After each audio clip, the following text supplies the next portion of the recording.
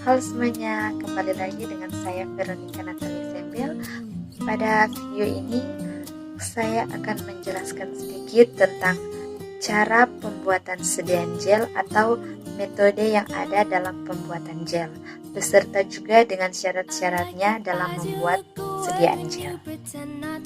Nah, menurut Farmakopeia Indonesia yang keempat, sediaan gel kadang-kadang disebut jelly adalah semi padat yang terdiri dari suspensi yang dibuat dari partikel anorganik kecil atau molekul organik besar yang terpenetrasi oleh suatu cairan.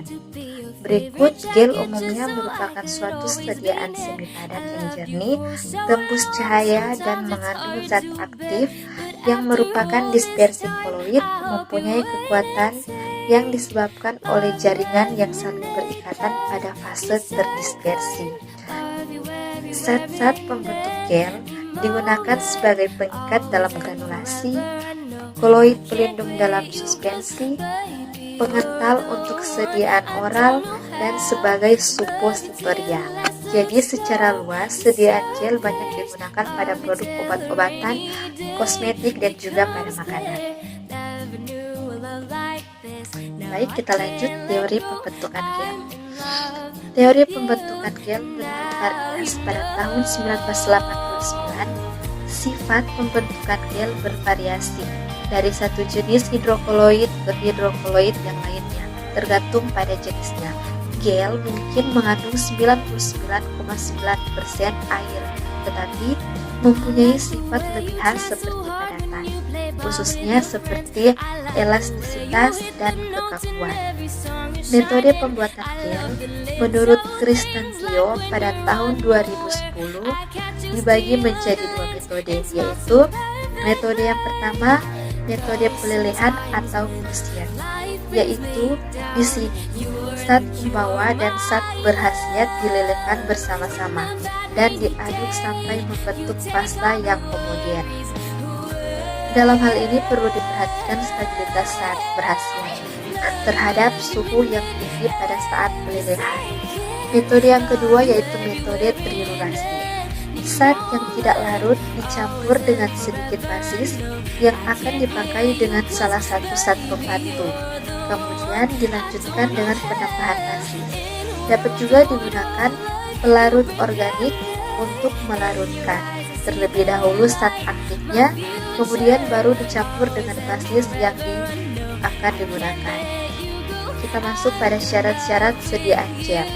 Syarat sediaan gel yang pertama, memiliki viskositas dan daya lekat tinggi, tidak mudah mengalir pada permukaan kulit. Yang kedua, yaitu memiliki sifat tiksotropi, mudah merata bila dioleskan, memiliki derajat kejernihan yang tinggi atau efek estetika.